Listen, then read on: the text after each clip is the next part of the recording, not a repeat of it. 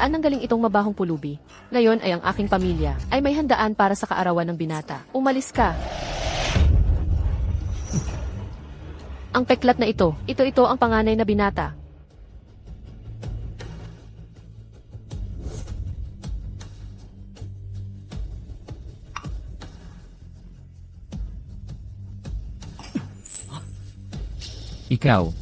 Ikaw si Rong Zhao. Tatay, nanay, mahal kong kapatid. Ang tagal na nating hindi nagkita. Kaya ito pala ang isa na nagnakaw ng pagkakakilanlan ni Rong Zhao at namuhay ng maginhawa sa loob ng 20 taon ang pekeng binata. Narinig ko na ang panganay na binata ay ipinadala sa ibang bansa para magpagaling. Sa pagtingin sa mga basurang damit nitong pulubi, mukha siyang promdi. Rong Zhao, lagi ka namang gulong-gulo. Kaarawan ng kapatid mo ngayon. Hindi ka man lang nag-ayos ng kaunti. Ma, ang kapatid ay parang naglalakad na bangkay sa loob ng maraming taon. Ano sa palagay mo ang nagpapahiwatig na may utak siya? Kuya, ako ang magtataas ng baso para sa'yo para ipagdiwang ang iyong paggising. Nasaan ang iyong asal? Nawala na ba? Ang kapatid mo ay nagtataas ng baso para sa iyo. Bulag ka ba? Ma, galing lang sa probinsya si Kuya, isang promdi, hindi alam ang kahit anong asal o etiketa. Nakasulat sa mukha mo ang iniisip mo. Tanga, gusto mong maglaro? Sa isabayan kita. Ang bait naman. Pero sa pagitan nating magkapatid, hindi na kailangan ng mga formalidad. Ikaw,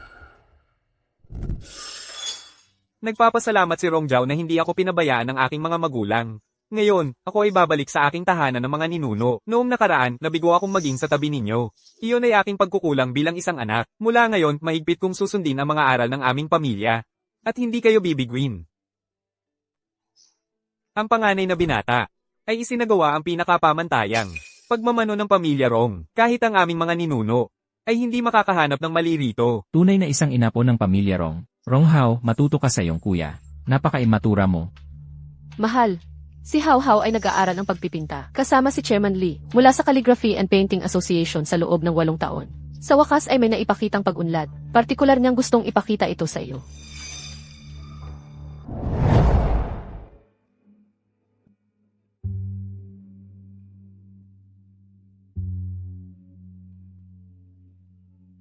Matapang mong tatawaging obra maestra ang ganitong kasanayan, hindi man lang maayos ang pagkakahalo ng tinta. Mukha pa itong guhit ng bata. Rong Zhao, naging gulay ka noon. Kung pagpipinta ang pag-uusapan, bahagya ka lang nakakabasa. Anong kalokohan ang pinagsasasabi mo?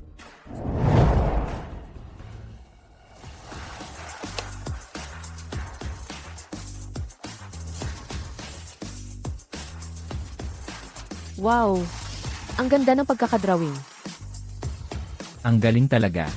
Ang ganda. Parang totoo. Napakagaling, kahanga-hangang gawa. Ang panganay na binata ay hindi humahawak ng brush tulad ng isang iskolar. Para siyang isang mandirigmang umiikot ng bulaklak mula nang mawala ng walang bakas ang espada ng aming ninuno at bumagsak ang sining ng espada ng pamilya Rong at nagnegosyo na lang. Hindi pa ako nakakita ng ganoon kataas na antas ng paggamit ng espada. Makapangyarihan at malalim. Dakila at kahanga-hanga. Ayos. Ngayong gising ka na. Oras na para bumalik sa iyong pinagmulan. Mahal, dahil nandito naman ang lahat ngayon, bakit hindi natin ipahayag ang pagpasok ni Hao Hao sa kumpanya? Bilang General Manager, Hindi ko alam na ang negosyo ng pamilya natin ay bukas sa mga dayuhan na nakikialam sa ating mga usapin. Tatay, kung hindi sila pamilya, laging pinag-aalinlangan ang kanilang katapatan. Ang pamana ng pamilya, dapat pangalagaan ng tunay na dugo. Ang ilang mga bagay, kailangan talaga ng malinaw na hangganan. ano ba ang alam mo, kung hindi dahil sa proposal ni Hao Hao, na nalutas ang natigil na construction project ng pamilyang Rong, ang tatay mo ay mag-aalala pa rin ng husto.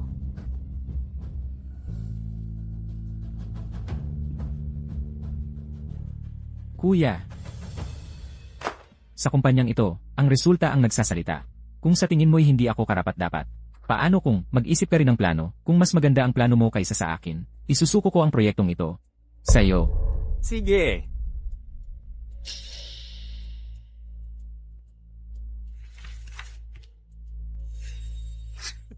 Nagmamagaling.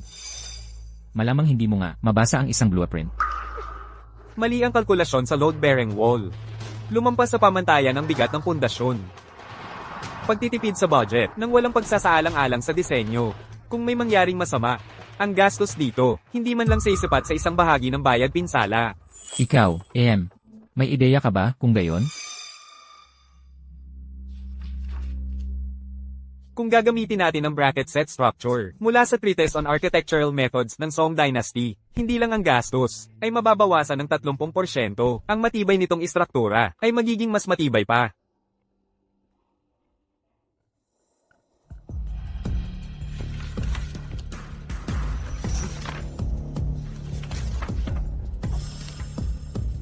Possible. Naalala ng tatay na mahilig ka maglaro ng building blocks noong bata ka. May talino ka talaga rito.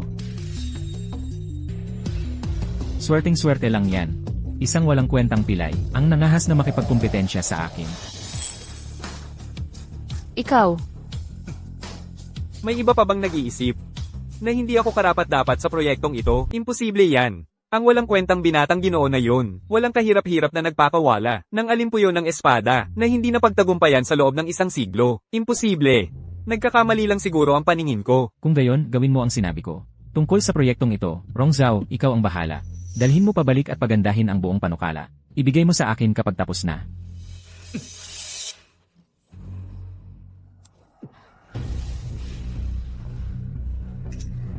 isa yan sa mga proyekto na pinaka-inaasahan ng kumpanya. Dahil sa iba't ibang dahilan, hindi ito natuloy noon. Wala nang magawa ang tatay mo, kundi ipagpaliban ito. Kung matagumpay itong maipagpapatuloy muli, tiyak na magdudulot ito ng napakalaking halaga para sa kumpanya. Kung hindi siya biglang sumulpot, sa akin sana ang proyektong ito. Dahil kung sino ang may mas magandang panukala ang makakakuha ng proyekto, basta't ang perpektong disenyo ay mapunta sa iyong mga kamay. Ayos na yan. Salamat, Ma. Alam ko na ang gagawin ko.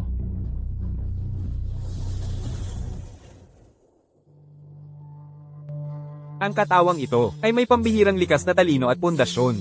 Kung hindi dahil kay Rong Hao, tiyak na naging isang dakilang tao, si Rong Zhao.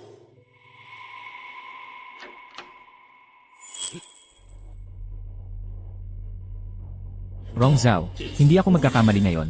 Bumalik ka sa pagiging isang patay na nabubuhay.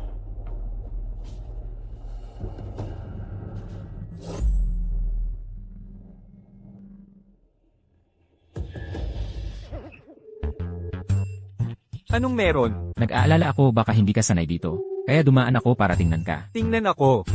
O tingnan ang mga blueprint. Masyadong malalim ang tubig sa kumpanya. Hindi mo kakayanin. Ibigay mo na lang ang mga blueprint. Kapag naman ako ang kumpanya, baka bigyan pa kita ng konting tira-tira. Ang kasakiman ang magiging dahilan ng iyong pagbagsak. Rong Hao, ni hindi mo alam ang iyong sariling halaga at nangangahas kang maghangad sa akin? Naghahanap ka ng gulo. Ang nagtulak sa akin noon.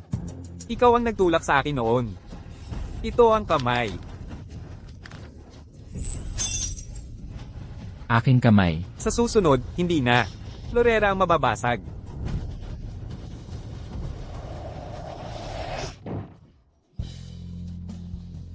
Rong Zhao. Maghintay ka lang. Sa susunod, lilipulin kita ng tuluyan. Wawakasan ng banta magpakailanman.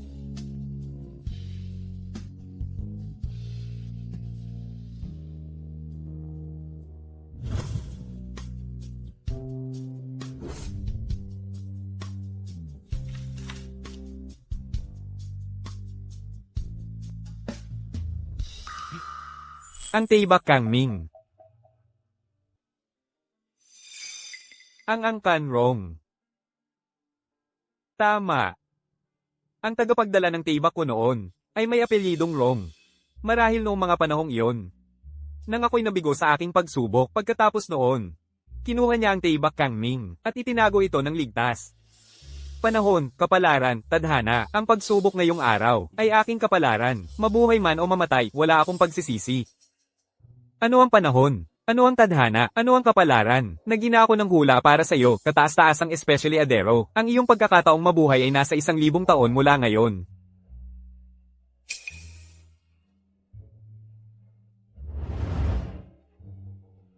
Ang pagkakataong ito ay tila nakalaan.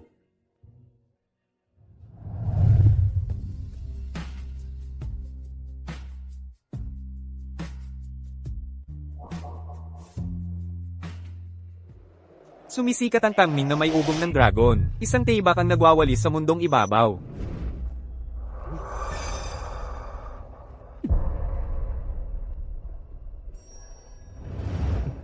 Matandang kaibigan. Kaya't sa lahat ng mga taong ito, ikaw pala ang nagtatanggol kay Rongjao. Nagtatanggol sa akin.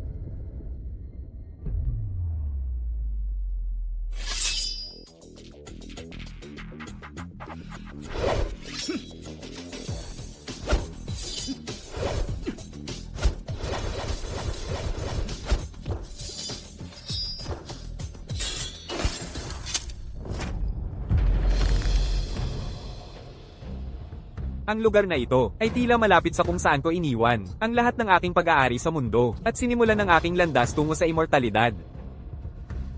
Sayang lang, nagbago na ang panahon. Bagamat gumawa ako ng salamangka ng ilusyon, hindi ko alam kung mahahanap ko pa ito. Kaibigan, salamat sa paalala.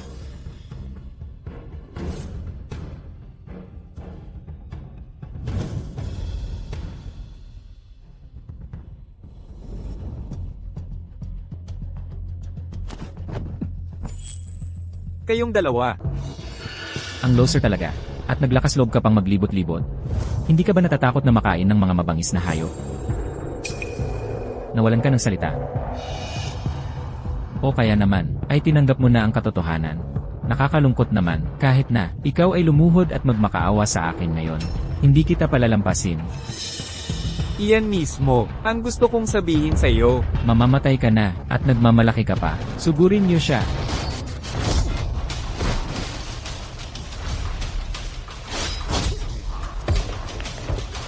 Lahat sila ay black belt. Paano nila hindi na ipagtanggol ang sarili sa isang galaw lang itong loser?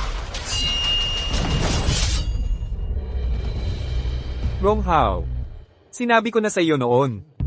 Kung may susunod pa, hindi florera ang mababasag. Nagkamali ako. Ipagpaumanhin mo na ako. Hintayin mo lang. Ilang taon na rin, matalik kong kaibigan. Ganyan ka pa rin kabastos. Isang maliit na aura ng espada lang, at lahat sila ay napuruhan. Ang pangangatawan ng mga tao ngayon, ay mahina talaga. Nanay, hindi ba para sa iyo ay kakaiba? Itong si Rongjao, mahigit isang dekada siyang nasa koma. Bigla na lang siyang nagising, at ang laki ng pinagbago niya.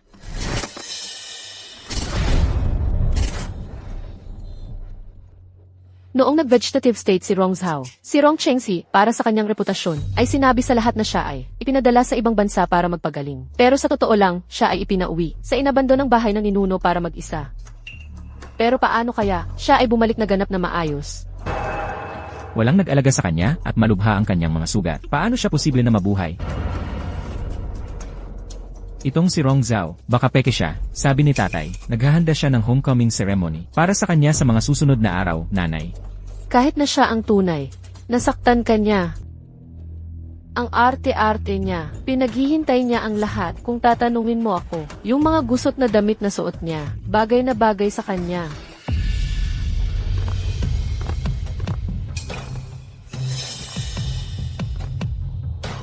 Sa ganyang dating, hindi siya mukhang isang batang gasgasan na kakabalik lang sa pamilya. Mukha siyang isang maharlikang, sanay sa mataas na estado. Rongjao ay nagpupugay sa mga nakatatanda at sa aking mga tiyuhin at tiyahin. Sandali. Tingnan ninyong mabuti, mga kasama. Ang lalaking ito ay hindi dugo ng pamilyang Rong. Ano? Sino ka talaga? Bakit mo ginagaya ang aking anak, si Rongjao? Ano ang layunin mo? Ilang taon nang nasa koma si Rongjao. Laging ito ang ikinababahala ko. Masamang tao ka. Ang kapal ng mukha mong gamitin siya para makapasok sa aming pamilyang Rong. Isang lalaking kakagising lang mula sa koma. Paano siya nakakaalam ng ganyang karami? Magsalita ka. Ikaw ba ay isang espiya na ipinadala ng ibang pamilya? Sa ngalan ng aming ninuno sa itaas, ang aming pamilyang Rong ay ilang henerasyon ng sumasamba kay Sword Venerable Chen Zhenwang. Ang manggahas na magpanggap bilang dugo ng Rong ay isang paghamak kay Sword Venerable Chen Zhenwang. Mga gwardya, hulihin siya, turuan siya ng leksyon.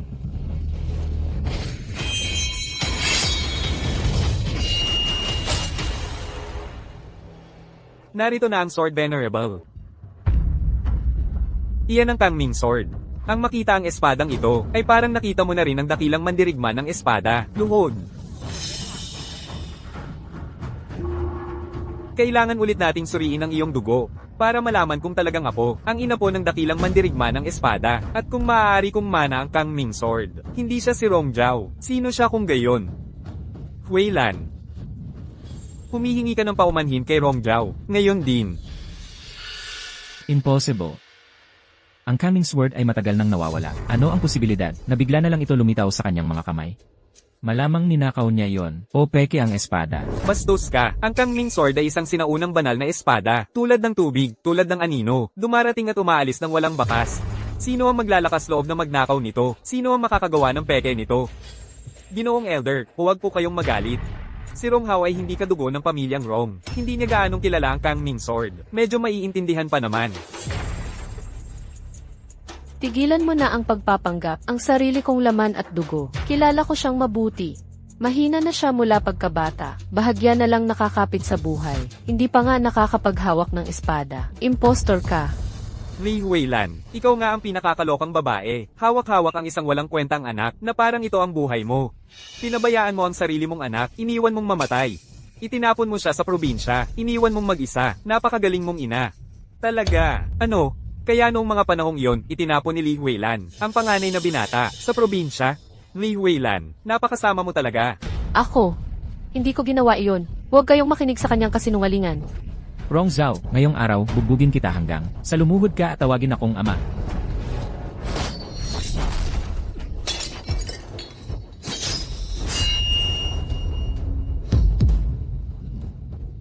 Ang dagat ay nagpapatibay ng liwanag, ang libu-libong alon ay humuhupa. Ito ang huling teknik na natamo ng dakilang mandirigma ng espada. Nawala ito nang siya'y bumagsak. Sa panaginip ako tinuruan ng guro ng espada. Gusto mo bang maghain ako ng tsaa? Ay, hindi ko kaya.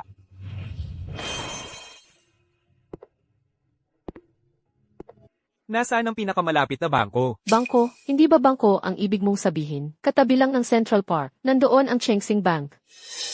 Chengxing, pareho ang pangalan niyan, sa isang dating kaibigan ko. Magaling, Chengji. Napalaki mo ng maayos ang iyong anak. Sa pamumuno ni Rongjiao, ang pamilyang Rong na maging isa sa 5 dakilang pamilya, ay isang bagay na lang ng panahon. Kayong mga matigas ang ulo, pinatunayan ng panahong ito na pera at kapangyarihan lang ang naghahari sa mundo. Tungkol naman sa kahit sinong tagapagmana ng guro ng espada. Habang ako'y buhay, ang pamilyang Rong ay mananatiling sa ilalim ng aking kontrol.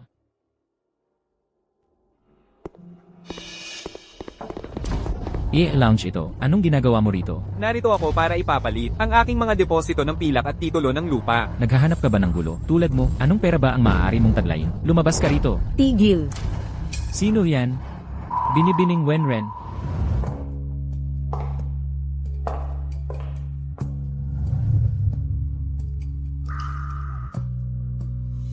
Kapag may pumasok sa bangko, sila ay aming kliyente. Karapat dapat tratuhin ng may respeto ang mga customer. At ikaw ay magpapakita ng kamay sa kanya. Ginoo, humihingi ako ng paumanhin. Ako na ang bahala sa iyong transaksyon kaagad. Salamat, Binibini. Hindi mo na kailangang magpasalamat. Ang librong tao naman. Librong tao.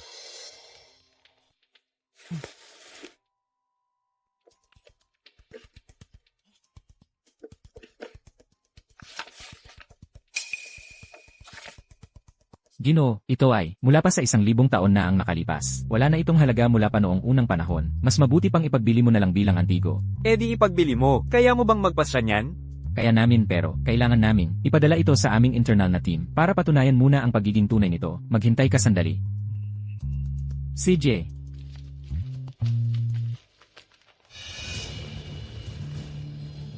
Manager, siya ang nagtangkang magnakaw. Ang Qin family seal na iyon, na nawala ng 1,000 taon. Narinig ko na ang Qin family ay bumagsak, mula sa tuktok ng 5 dakilang pamilya ng Imperial Capital, hanggang sa pinakamababa, dahil mismo sa pagkawala ng selyo. Pinupula sila dahil walang lehitimong karapatan. Paumanhin, ngunit sarado ang Chengxing ngayong araw. Maaari po kayong bumalik sa ibang pagkakataon. Mauna po kayo. Manager, bilis, tawagin ang enforcement squad para arestuhin siya. Tumahimik. Huwag ninyong babastusin ang binata. Awen, ang mga negosyo ng Qin family ay sumasakop sa bawat industriya. Ang Chengxing ay isa lamang, sa pinakawalang halaga sa lahat. Gayunpaman, tanging ang direktang inapo ng Qin family ang maaaring magmana ng Chengxing. Dahil sa magkakasunod na henerasyon, ang pinakamahalagang misyon ng Qin family, pinakamahalagang misyon, ay ang maghintay sa pagbabalik ng isang taong iyon. Maaari ko bang itanong, ano ang relasyon ng Thousand Sword Emperor Chen Zhaishu sa inyo? Siya ang aking Grandmaster. Kami ay nagbibigay galang sa binata. Si Qin Chengxing ang inyong ninuno. Oo. Itinatag ng aming ninuno ang Chengxing, gamit ang kanyang sariling pangalan. Na umaasang balang araw, ay masasalubong niya ang inyong kamahalan. Habang lumalalim ang aking pagpapakadalubhasa, ang aking pagkakabit sa mundong ibabaw, ay lalong hamina. Naintindihan ni Chengxing na ako, ay tuluyang iiwan ang daigdig ng tao, kaya ibinigay niya ito sa akin bilang alaala. Hindi ko inakala na ito pala ay, ang token ng kanyang pamilya. Ha, ganun ba? Lagi kong naririnig na kayo, ay naging gulay, at ipinadala sa probinsya para magpagaling. Kaya yun pala ang inyong panakip butas. Narito si Qin Wen, upang batiin ang binata sa kanyang pagbabalik. Salamat.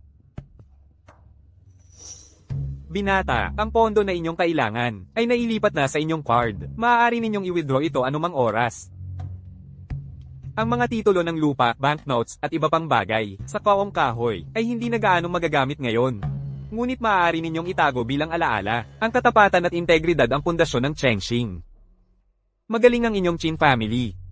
Ang kaong kahoy na ito, mula ngayon ay, ipagkakatiwala sa inyong pangangalaga. Siya nga pala, binata, bakit hindi kayo sumama sa akin pabalik sa Qin family? Susunod kami sa inyong pamumuno.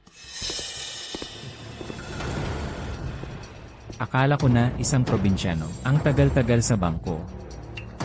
Ito ang aking lumang telepono. Kunin mo, para mahanap kita sa susunod. Ang kapal ng mukha mo, anong klaseng ugali yan? Sino ka ba para magsalita ng ganyan? Ang kapal ng mukha mong hamunin ako. Kapag napangasawa ko na si Wenren Zuling, at pumalit sa iyo bilang isa sa ang bagong 5 dakilang pamilya, papaalisin ko ang buong pamilya mo sa Imperial Capital.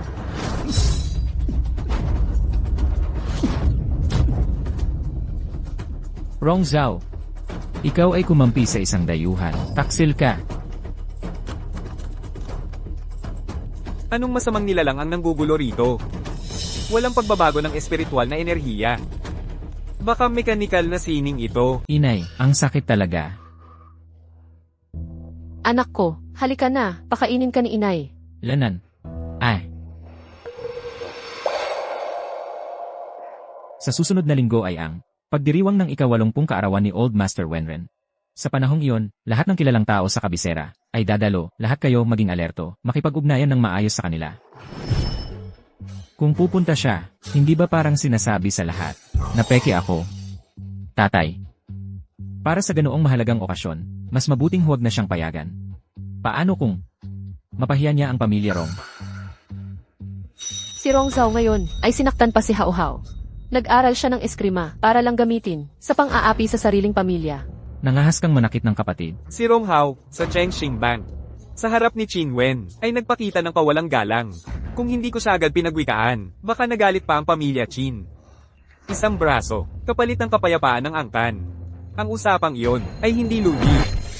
Maganda ang pakinggan, malinaw na sinadya mo yon.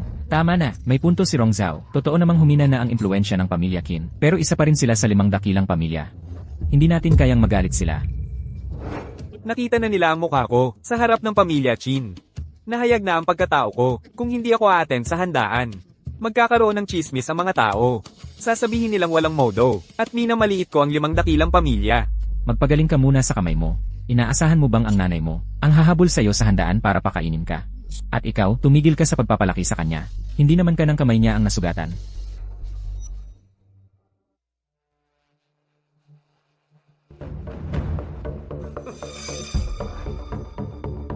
Lahat ng bisita dito ngayon ay mayaman o maharlika. Dito ka lang sa sulok at magpakabait. Heto, kung mapahiya mo ang sinuman, mukha ng buong pamilya natin ang nakasalalay.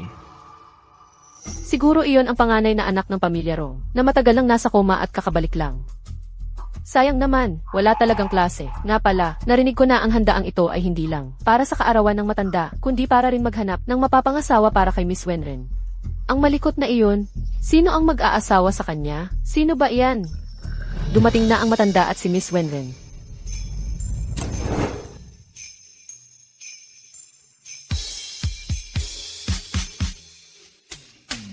Siya nga. Bagamat ang babaeng ito ay may dalisay na puso, at mabait ang ugali, sayang lang at ang kanyang pag-uugali, ay napakagaan ng kilos at pabago-bago. Kulang siya sa dignidad, na nararapat sa panganay na anak ng isang maharlikang pamilya. Itong lalaking to, hindi naman niya ako makakalimutan, di ba?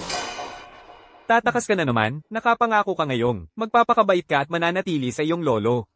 Sige na nga, kung gusto mo, lolo. Binabati ni Xiao ang nakatatanda, naway walang hanggang kaligayahan. At buhay na walang katapusan ang inyong kamtan.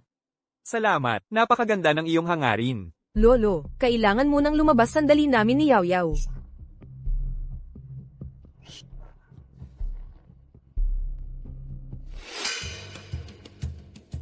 Bakit ba si Zuling ay kumindat lang sa'yo? Nakatayo naman tayo sa iisang lugar.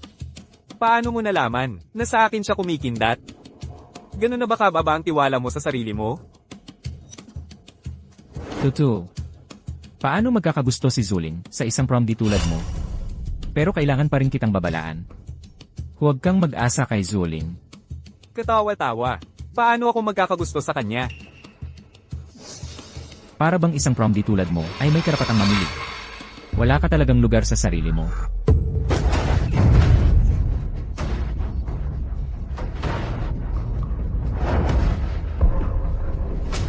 Walang hiya ka. Ang kapal ng mukha mong apihin ang iyong nakababatang kapatid. Sa harap ng lahat.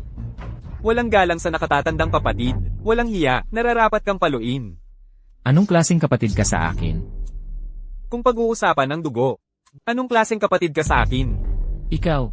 Tama na ang pagtatalo. Huwag na kayong magpahiya sa sarili ninyo. Paumanhin po. Sa pag-abala sa inyong lahat, ang aking walang kwentang kapatid ay nolesing. At nagsalita ng kung ano-ano. Bilang panganay na kapatid, tungkulin kong disiplinahin siya. Pinagbuhatan mo ng kamay ang kapatid mo hanggang sa maging ganito. At disiplina ang tawag mo doon. Di nang wrong, ang pagsasabi nyo nito, ay medyo may kinikilingan. Ako ay makakapagpatotoo. Malinaw na si Rong Hao, ang unang nagsalita ng walang galang. Umalis na tayo.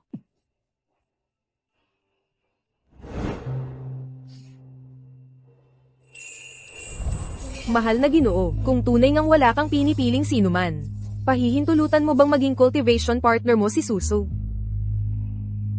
Baka naman siya. Halo, anong tinitingnan mo? Kumusta? Ako ang panganay na anak na babae ng pamilyang Su. Su Xiao, narinig kong gumaling ka na at nakauwi na. Maligayang bati. Salamat sa pag-aalala.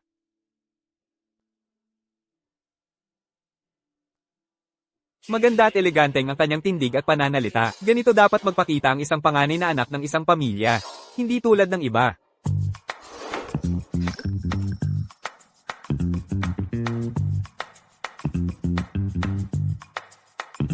Anong problema mo? Lagi mo akong sinisimangutan, pero sobrang hinahangaan mo si Yaw Yaw. Nang husto. Edukada at pino ang ugali ni Miss So. May dating siya ng isang ina ng tahanan. Kaya natural lang na iginagalang siya ng mga tao. Anong ina ng tahanan? Napaka-konserbatibo at makaluma mo. Saan mo ba natutunan ang lahat ng ito? Ang panahon mo, ang masyadong malaya. Anong pinagsasabi mo?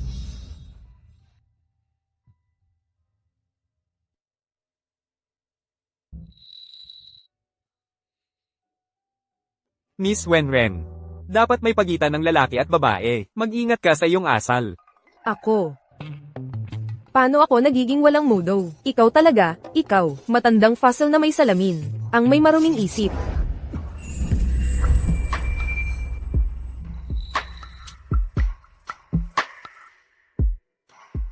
Ganun pala ang klase ng relasyon na meron sila.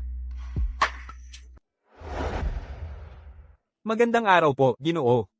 Mabait na bata. Ano ba ang nangyari? Narinig ko na ang tungkol dito. Paumanhin po, na nakagulo ako sa inyo. Natatakot po ako na magpapatuloy si Rong Hao sa paggawa ng eksena dahil sa kalasinggan, at masira ang pagdiriwang ng iyong kaarawan. Wala po akong magawa kundi pigilan siya. Sa harap ng lahat, para mabigyan siya ng leksyon. Magalang, at magaling magsalita. Linga, dapat talagang, matuto ka sa kanya, matuto ka sa kanya. Ayoko. Hindi kami close. Hindi talaga kayo close. Eh bakit? Suot mo pa rin ang damit ng iba? Ako. Paano kung ganito? Rongjiao. Paano kung ikaw na lang ang maging guro ng kagandahang asal ni Linga? Lolo. Ang pamilya Wenren ay isang kilalang angkan sa ating panahon. Mas mabuting huwag tayong makipag-away sa kanila. Bukod pa riyan, malapit siya kay Sujiao. Baka sakaling malaman natin mula sa kanya kung si Sujiao nga ba ay si Suso. Isang karangalan po para sa akin. Ang turuan si Binibining Wenren. Mabuti, tapos na usapan. MMHMM.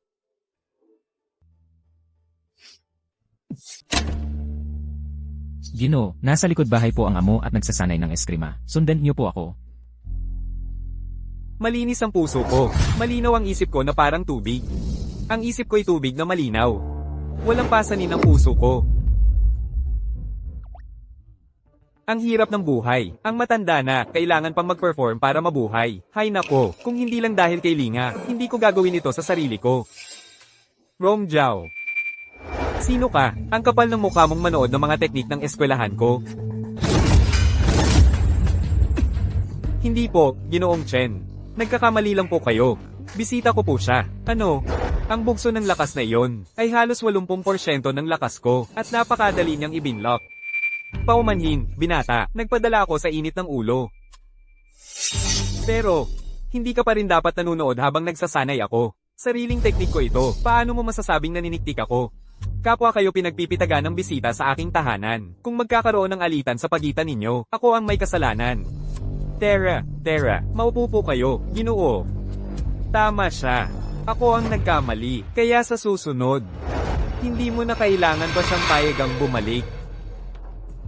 Tanga ka, ano ang ibig mong sabihin? Mali ka, ako ang hindi dapat pumunta rito. Alam mo ba, sa labas, napakataas ng demand sa mga leksyon ko. May depekto ang teknik mong panhandata. Ang yabang ng salita mo, di ba? Ang aming sekta ng espada ay nagmula sa sinaunang emperador ng espada na si Chen Zhaishou. Ang aming sining ng espadang libing dagat at kalanditang ulap. At ako ang tunay na tagapagmana ng linya. Anong problema doon? Nagbabago ang dagat sa parang, umiikot ang araw at buwan. Lahat sa mundong ito ay palaging nagbabago, kung malihis ang mga teknik ng espada. Anong problema? Hindi ko alam, na nagkaroon pala ako ng tunay na tagapagmana. Sophistry. Kung magaling ka talaga, sabayan mo ako ng ilang galaw.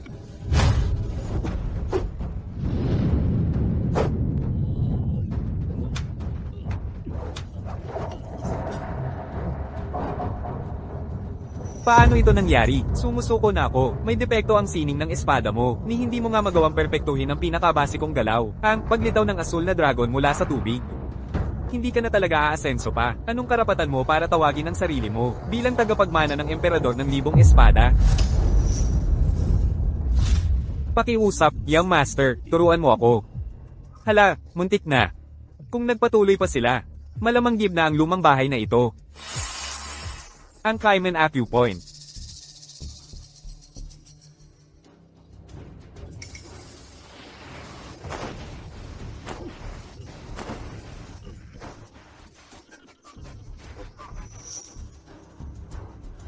Salamat, young master. Maaari ko bang itanong, sino po ang inyong kagalang-galang na guro? Ang emperador ng libong espada, si Chen Zhaishou. Imposible yan.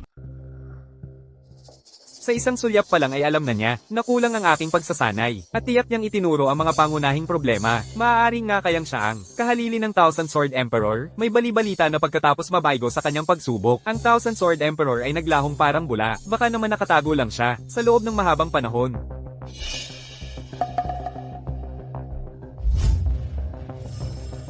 Sir, simula ngayon, hindi na kita kayang turuan ng paggamit ng espada. Hindi pa sapat ang aking kakayahan. Kailangan ko pang magsikap. Paalam na muna, Master Chen. Kung aalis ka, sino ang magtuturo sa akin para manatiling malusog? Hindi ko ito matututunan. Paano ko naman ituturo sa aking apo? Rongjiao, tuloy ka. Rongjiao, paano kung ganito? Ayoko. Hoy, Lolo, ayoko nang mag-ehersisyo. Ang init sa labas. Ang hirap kapag pinagpapawisan. At saka, malusog naman ako. Hindi ba? Malusog ka nga, ayos ka naman. Hindi pwede ngayon. Kahit anong mangyari, hindi kita papayag ang umiwas dito. Rongjiao, bukod sa tamang asal, pakiusap, bantayan mo ang kanyang ehersisyo. Lolo. Mahina ang iyong pundasyon sa martial arts, at dahil ang layunin mo lang ay maging malusog, ang pagsisimula sa Tai Chi ay sapat na. Seryoso ka talaga? Nako, sige na. Magingay na lang tayo, para maloko si Lolo. Ang salita ng isang ginoo ay dapat panindigan.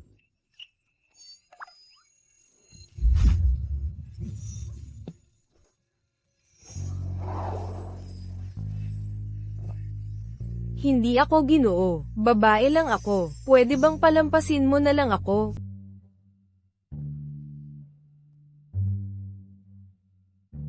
May malaking pakwan sa gitna. Hiwain mo ng tuwid sa gitna.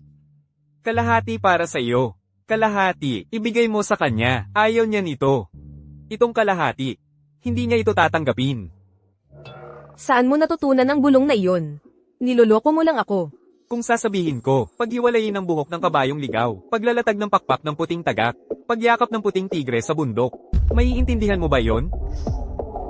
Nakuha mo ako. Pumasok sa kabayong stance. Iunat mo ang iyong mga kamay. Dito. Huwag kang tumayo ng napakalapit sa akin. Nakakakiliti. Bakit ka ganyan ka-nervyos? Binibining Wenren. Ang lalaki at babae ay hindi dapat magdikit.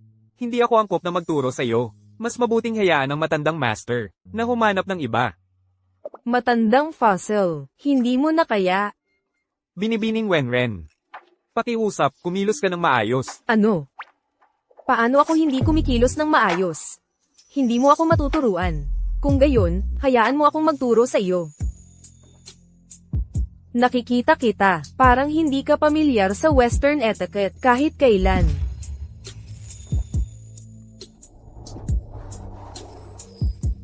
Iyon ay isang halik lamang sa pisngi. At isang halik sa kamay. At isang pagbati na may halik. Gusto mo ba akong maging guro mo?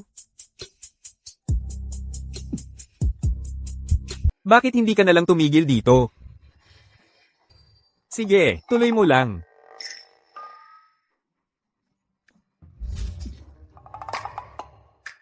Bakit hindi ko agad? Itinulak siya, tama na. Hindi makakatulong ang pag-overthink. Talagang hindi ako sanay sa ganitong klaseng babae.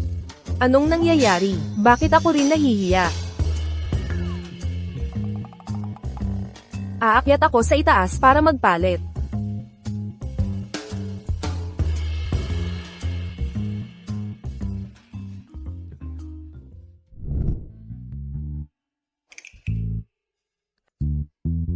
Matatag at maaasahan ng batang ito na si Rongjiao. Kung magiging magkasintahan sila ni Linga, mas magiging mabuti pa. Rongjiao, ang driver mo. Kailan ka sasanduan? Wala akong driver. Paano ka uuwi? Ang lupain ng pamilya Wenren, mga 15 kilometro mula sa downtown. Nakakatawa ba? Ang biro niya. Bisita ka ng pamilya Wenren. Hindi ka pwedeng maglakad. Ikaw, mamaya, ikaw ang maghahatid pabalik kay Rongjiao. Ako. Tara na. Hindi na kailangan. Kaya ako namang umuwi mag-isa. Paano ka uuwi? Maglalakad ka talaga. Para mag-improve ang fitness ko, 2 ibon sa isang bato. Ang ibig kong sabihin, ano ba yung espada mo, yung ugali mo, yung pakikasama mo, magaling kang magsalita sa lahat ng bagay. Bakit ka naman, laging inaapi ng pamilya mo? Inaapi, ang pamilya Rong, ay walang ganoong kakayahan. Wala akong pakialam sa mga bagay na yan. Hindi naman mali, ang gusto mong mapag-isa, pero kailangan mo pa ring ipaglaban ang sayo. Hindi mo alam, kung gaano katuso ang mga tao sa labas, kahit na si Lolo ay, parang gusto ka talaga, iisipin pa rin nila, na, ikaw ay isang hindi ka nais-nais, isang itinakwil na hindi pinapahalagahan ng pamilya mo.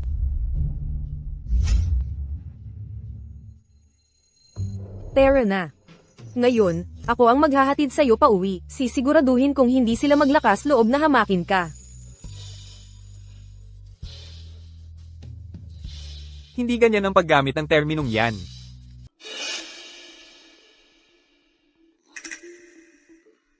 Wenren Zuling, talaga nga, siya mismo ang naghatid pabalik kay Rong Zhao. Ganoon ba talaga kahalaga siya sa pamilya Wenren?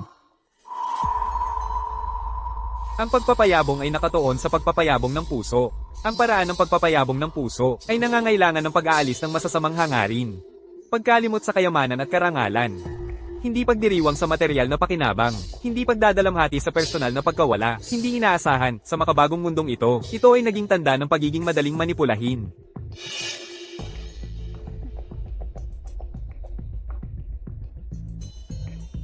Mukhang sa lipunang ito, kailangang ipaglaban ang ilang katanyagan at kayamanan. Bukod pa riyan, ito ang nararapat para kay Rong Zhao. Narinig ko na, si Ginoong Wenren, ay hindi lang ikaw ay inanyayahan para maghapunan. Kundi nagkaroon pa, si Wenren Zuling mismo ang naghatid sa'yo. Ang matandang Ginoo ay hiniling sa akin na maging tutor ni Binibining Wenren. At nang malaman niyang wala akong sasakyan para sa transportasyon, partikular niyang pinahatid si Binibining Wenren para ihatid ako pabalik. Paano mo ito inayos? Hindi ba't ito ay nagpapakita sa amin na ang pamilya Rong ay mukhang kuripot? Wala kang sinabi noon, at ngayon ako ang sinisisi mo. Magpapahanap ako ng ibang driver kaagad. Hindi sapat iyon. Bilang panganay na binata ng pamilya Rong at tutor din ni Binibining Wenren, dapat hindi tayo mapahiya sa harap ng mga ibang tao. Maglaan ng isa pang nakalaang sasakyan para kay Rong Zhao. Kahit si Hao Hao ay wala pang ganoon. Tama si tatay. Ang pamilya Wenren ay kilalang kilala sa maraming henerasyon. Kahit hindi nila ako hahamakin, ang mga ibang tao ay maaaring hindi sigurado. Kung tayo ay magmumukhang masyadong hamak, maaaring kumalat na ang pamilya Rong ay nakakapit sa mga makapangyarihan. Natatakot ako na masisira ang ating reputasyon. Narinig mo ba yon? Bilisan mo at mag-ayos. Nakuha ko na, hindi na kailangang maging masyadong mahigpit. Ayon sa ulat ni Qin Wen, matapos bumagsak ang pamilya Rong, nagsimula silang magnegosyo mula sa wala. Sa magalang na pananalita, sila ang bagong elite. O, sa mas bastos na salita, mga bagong yaman. Kaya pala napaka-importante ng itsura para kay Rong Chengji. Pero palagi pa rin kulang-kulang ang dating niya. Rong Zhao, gagamitin ko ang mga pamamaraan ng panahong ito para sakupin ang buong pamilya Rong. At ibibigay ko ito sa iyo bilang pasasalamat.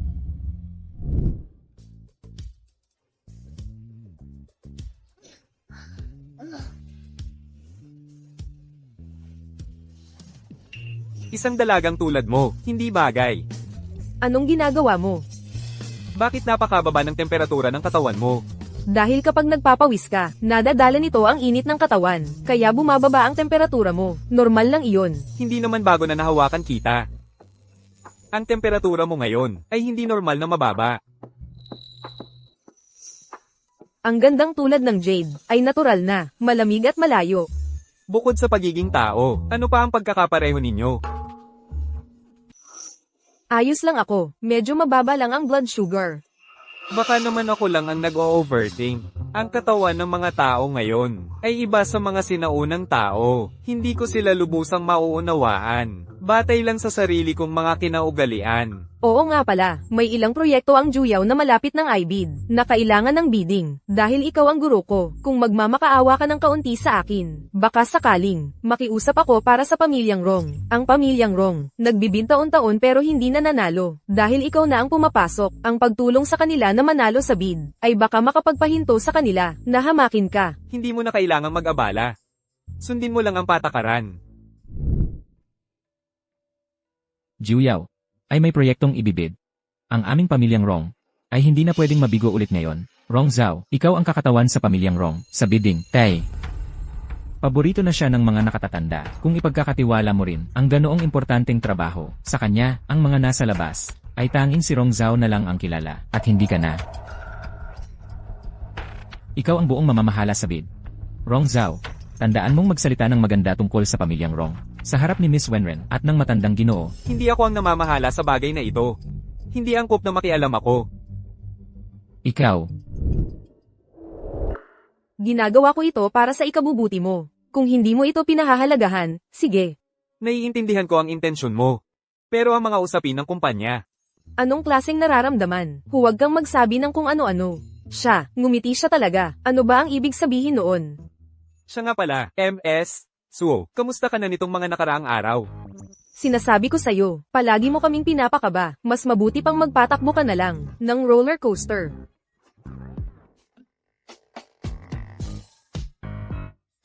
Ayos lang siya. Salamat sa pag-aalala. Abala ako sa bidding. Sa panahong ito, huwag ka nang muling pumunta rito.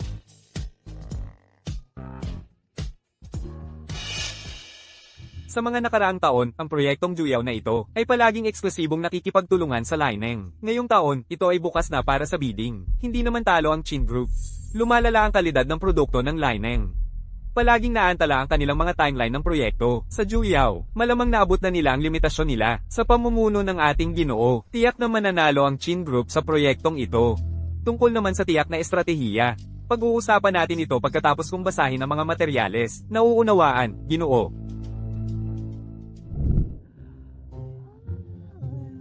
Kung hindi abala si Lolo, hindi ako nandito nakikinig sa nakakabagot na bidding proposal na ito. Nakakabagot talaga. Ako si Rong Hao. Ikinagagalak kong makalahok sa bidding session na ito. Ngayon, batay sa kasalukuyang macroeconomic environment, maraming kumpanya ang nahihirapan, ngunit ang teknolohiya ng aming kumpanya ay masasabing medyo hinog at maunlad na. Ang kulang sa amin ngayon ay pamumuhunan at mass production. Naniniwala ako na ang aming teknolohiya, kapag nailagay na sa merkado, ay tiyak na magdudulot ng malaking reaksyon. Sa panahong iyon, ang buong merkado ay magsasaya para sa amin.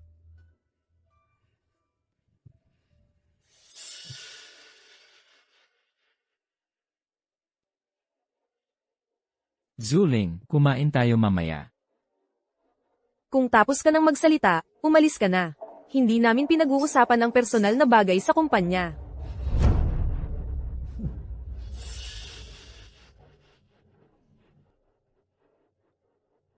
Malapit nang matapos.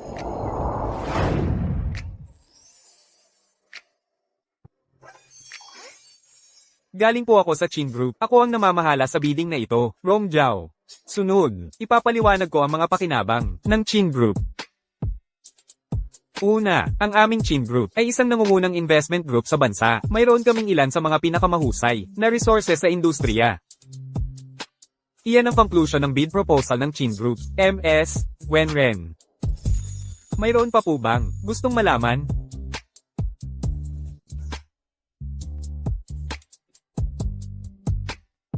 Ang galing mo, sayang ang talento mo. Sa pagiging tutor ko, pwede ka sanang magturo ng MBA. Kung gusto mong matuto, pwede kitang turuan. Matanda na ang tatay, bilang panganay na anak na babae ng pamilya. Dapat mas marami kang responsibilidad. Tigilan mo na ang pag-aaksaya ng oras. Hindi na. Babae ako. Hindi nila ako pakikinggan. Bakit kailangang lalaki ang general? Kusang tumatanggap ng responsibilidad ang mga babae. Nandito ako at ang Chin Group para susubaybayan ka. Bakit ka magpapakababa? Dahil wala kang pagnanaasang umunlad. Kalimutan mo na lang ang mga sinabi ko.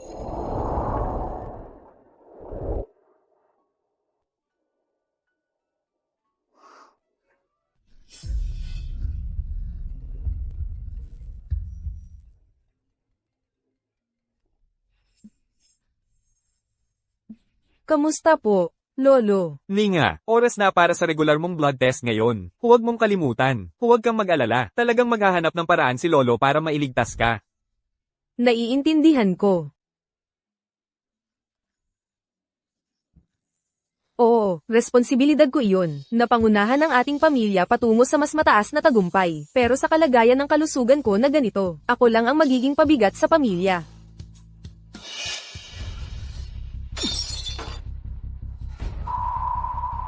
Hao-hao. Ano nang nangyari kay Hao-hao? Ang pamilya Kin ang nanalo sa bidding. Ang kapal naman ng mukha nila. Sige na. Hindi ito ang unang beses na nagkamali ka sa isang proyekto. Hindi ito ang unang beses na nagkamali ka sa isang proyekto. Wala namang sasabihin ang tatay mo tungkol dyan.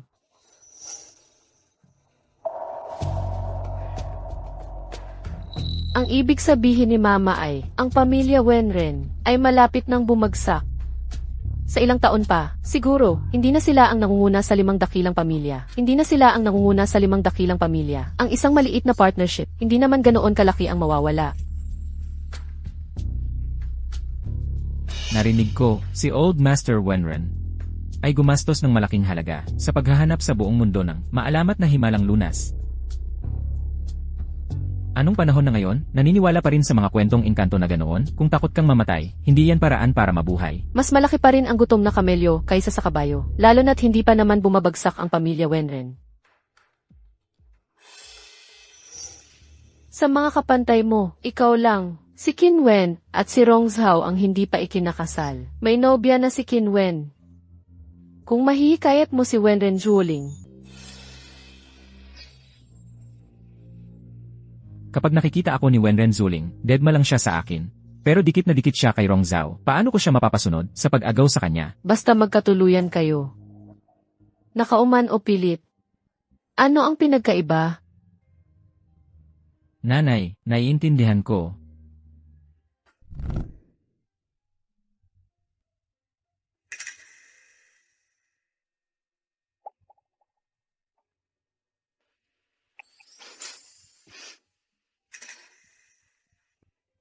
Bigla-bigla na lang siyang nag-message sa akin. Nag-aya ng meet-up sa isang hotel. Pero pag tumatawag ako, hindi siya sumasagot. Ang misteryoso.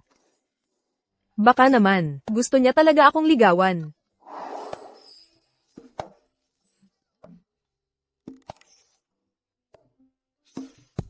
Ano ba iniisip ko? Yung tulad niyang makaluma. Baka gusto lang akong turuan ng tamang asal sa hotel. Pero seryoso naman siya. Naghanap pa talaga ng totoong lugar.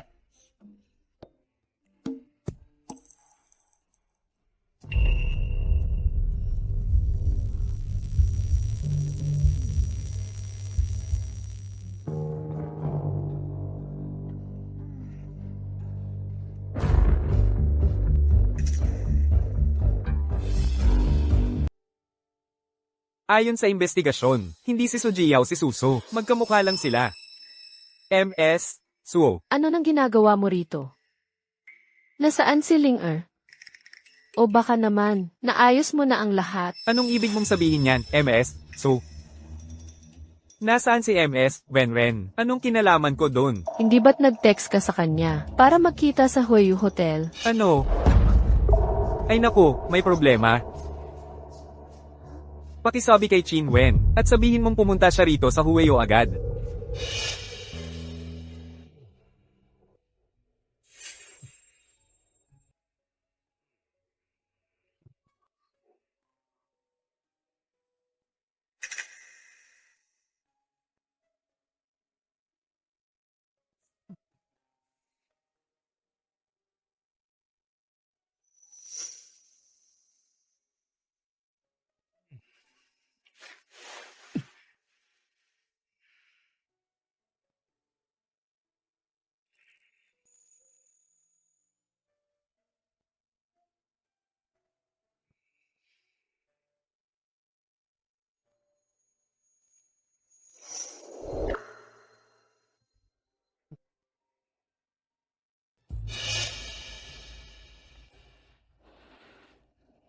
Zhuoling, sa wakas, mahuhuli na kita.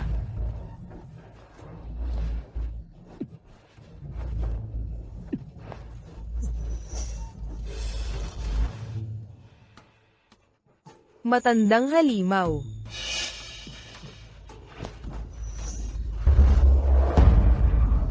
Rong Hao.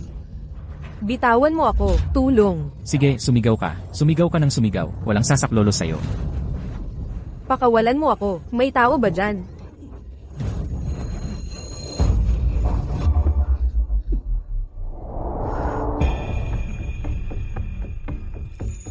Huwag kang matakot, okay na ngayon.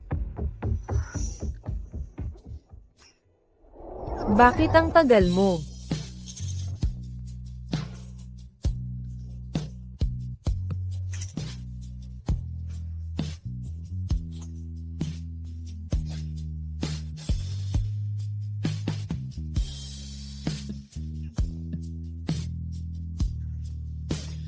Young Master, bawat sandali ng gabing ito ay mahalaga.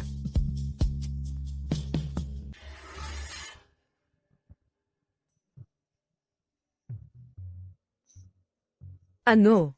Bakit ngayon wala ka nang masabi tungkol sa dapat hindi masyadong magkalapit ang lalaki at babae? Paano ka nakangiti sa ganitong pagkakataon? Eh di iiyak na lang ako. Mas maganda ka kapag nakangiti. Paano ko nasabi ang ganong kalandian? Hindi. Ang ibig kong sabihin, maganda ka palagi. Hindi. Teka, ang gusto kong sabihin ay, Sige, tumigil ka na sa pagsasalita. Sige, mauna ka na. Sasanduan na lang ako ni Lolo mamaya. sige. Aalis na ako. Kapag magpapalit ka na, huwag mong kalimutang isara ang pinto para sigurado lang. Nako, tigilan mo ang pagpapaalala. Umalis ka na.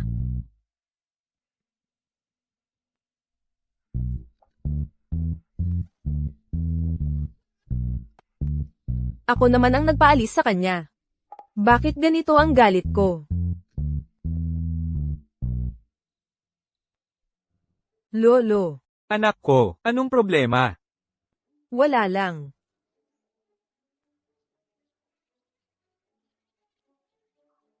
Si Ronghao na yan. Wala talagang respeto sa pamilyang Wenren natin. Ipadala ang utos. Ang Juyao ay hindi na makikipagtulungan sa pamilya Rong. Anumang kumpanyang may malapit na ugnayan sa mga Rong ay ilalagay sa blacklist. Ang mga miyembro ng pamilya Rong ay ipinagbabawal na tumapak sa anumang negosyo ng pamilya Wenren. Maliban kay Rong Jiao. Ginoo, nakuha namin ang kopya ng backup bago masira ng pamilya Wenren ang footage ng surveillance. Ginoo, paano kung lagyan natin ng suhol ang ilang periodista para gawing balita ang recording na ito? Sa ganoon, tiyak na babagsak ang stock ng pamilya Rong. Hindi. Nakuhanan yon si Wenren Zuoleng. Pwede nating labuin ang mukha niya. Ituon natin ang pansin sa paglaki ng kahihiyan ni Ronghao. Ganap kayang mapoprotektahan siya ng paglalabo? Sa ganitong uri ng malaswang balita, karaniwan ng babae ang pinakapinagtutuunan ng pansin. Ang paglalabo sa kanyang mukha ay hindi garantiya ng 100% na hindi maaapektuhan si Binibining Wenren. Dapat tayong kumilos ng may integridad. Kung may kailangang itago, hindi iyon ang tamang daan na dapat tahakin. Kung hindi ito ang tamang daan, bakit pa pag-aaksayahan ng panahon? Matalino po kayo, Ginoo. Hindi ko naisip ng maigi. Paano naman si Ronghao? Kailangan ba nating kumilos? Hindi na kailangan. Iwanan natin kay Ginoong Wenren. Nakasalalay dito ang reputasyon ni Wenren Zuoleng. Hindi tayo dapat makialam ng sobra. Kamakailan lang, ang Sanli Auction House ay nagdaraos ng auction para sa kanilang anibersaryo. Ito ang kanilang katalogo ng mga item. Kung interesado ka, maaaring bigyan ka ng pamilya Chin ng imbitasyon. HMM.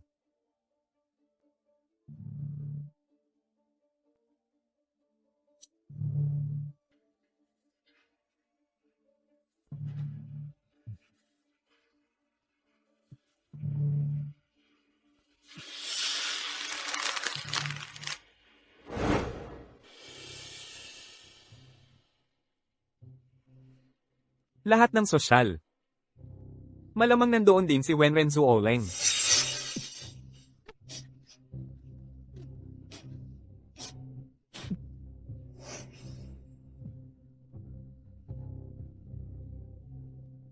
Huwag na. Sa palagay ko, ayaw na niyang makita ako ngayon. Ang maalamat na tubig na kayang muling buhayin ang patay at pagkabuo ng buto. Ang Tumtian Man Water. Dati, ang dami-dami ko nito. Sino ang aakalain na sa modernong panahon? Ito ay naging bihirang kayamanan. Ang Tumtian Man Water, mula pa noong sinaunang panahon. Kung hindi pa naubos ang espiritual na lakas nito. Zhao Rong, mula nang maging tuta ka ng pamilyang Qin, gumaganda na ang buhay mo. Naimbitahan ka pa sa ganitong event. Humihingi ka ng paumanhin. Anong nagawa kong mali? Kung tutuusin, ikaw ba ay humingi na ng paumanhin sa matandang Ginoo at kay Binibining Wenren? Ha? Muntik ko nang makalimutan. Ayaw ka ngang makita ng pamilyang Wenren. Bagay na bagay sa iyo yan. Ikaw. Pinilit ako ng tatay ko na lumapit para humingi ng paumanhin kay Wenren Zuling. Anong nagawa kong mali? Tumigil ka dyan. Walang utang na loob na taksil. Ako.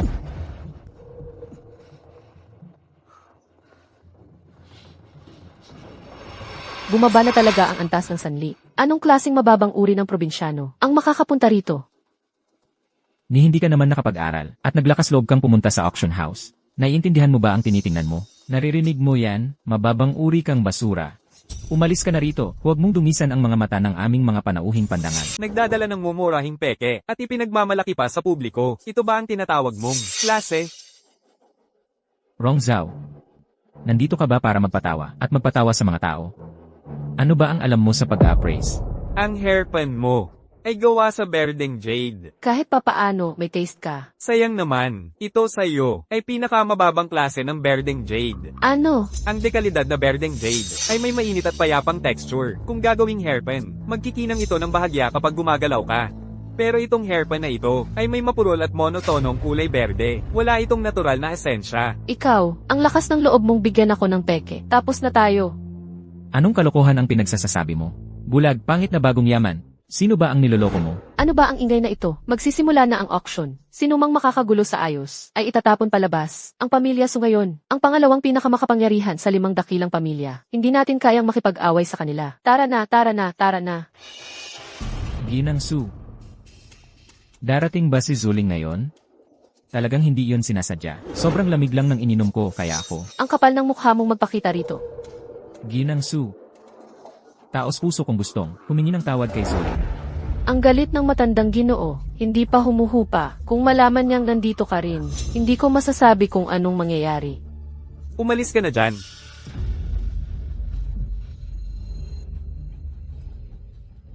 Ginoong Rong, kung hindi naman kayo nag-aalangan, maupo po kayo sa tabi ko. Sige po. Babae muna. Eldenet. Tungkol sa nangyari kay Ling Er noon, salamat at dumating kayo ng maaga. Ang bagay na yon ay magdudulot lamang ng masasamang alaala para kay Ginang Wenren. Huwag na nating banggitin ulit yon. Ginawa ko lang ang nararapat. Hindi ko napansing napakadelikado ninyo. Si Ling Er ay prangka at medyo pabaya. Magkasundo kayong dalawa. Ginang So, ano pong sinasabi ninyo? Wala naman akong sinabi. CJ, magsisimula na ang subasta.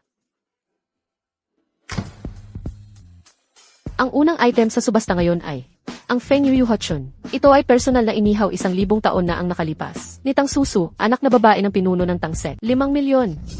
8 milyon. Kung gusto mo, you're wrong. Bakit hindi mo ako, si Xiao, ang pagpasyahan? Ako na ang magbibid at ibibigay ko ito sa iyo. Bilang pasasalamat. Bakit mo ako tinitingnan? Paumanhin. Humihingi ako ng paumanhin, nagpakapalagay loob ako. Nagbibid ako ng 10 milyon. Binibining So. Peke ang bagay na ito. Ano? Hindi pwedeng mangyari yan. Maganda ang reputasyon ng pangkat ng appraiser ng Sanli. Marami silang eksperto sa hanay nila. Paano makakalusot ang isang peke? Walang duda, peke ito. Sigurado ka ba? Bakit? Dahil ako ay, si Chen Zai Shou, ang aking mga pag-aari, ay hindi basta-basta makukuha ng mga karaniwang tao. Ang glaze ng tunay na banga ay makinang at makinis. Ang katawan ng sisidlan, mula sa loob papunta sa labas, ay naglalabas ng mahinang kulay rosas na ningning. Ang Feng Yu, sa Feng Yu Jade Pot Spring, ay nagmumula mismo sa penomenong ito. Pero itong bagay na ito, hindi lang pangit ang kulay at matalas ang sikat. Ang bibig ng florera ay puno ng mga kalawang. Hindi papayagan ni Chen Zhenwang ang sarili niyang likha. Ginoong Rong, ang galing-galing mo talaga. Ang bilis mong nakita ang totoo. Ang susi sa lahat. Marami talagang alam si Rong Zhao. Pwede mo ba akong tulungan mamaya? Yaw, bakit ka namumula? Medyo mainit dito sa loob. Ginoong matanda, ang tagal nating hindi nagkita. Namimiss na miss ka niya Oyaw. Halika, maupo ka. Yaw. Namimiss din kita, anak. Kumusta ang buong pamilya mo? Linga. Maupo ka, wala namang tinik sa upuan.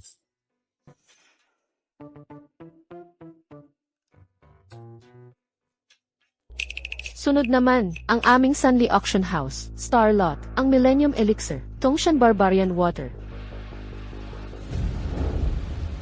Sa wakas, Napakahalaga ng Tongshanman Water, at itong 3 patak ay personal na kinuha ng Thousand Sword Emperor noon. May pambihira itong kahalagahan. chismis lang yan. Hindi ko ginawa ang Tongtian Man Water. Paano mo masasabing ako ang kumuha? Ang mga auction house ngayon. Sinusubukan lahat ng paraan para iugnay ang lahat. Kay Chen Zhaishou, ginagamit lang nila ang pangalan niya. Sabihin mo nga, itong si Chen Zhaishou, hindi ba siya parang instant noodle bowl? Instant noodle bowl? Oo, para makaakit ng tao. Ang mga promo sa supermarket, nagpapamigay ng instant noodle bowl, di ba? Tingnan mo, ang reputasyon ni Chen Zhaishou. Ano ang pinagkaiba sa instant noodle bowl?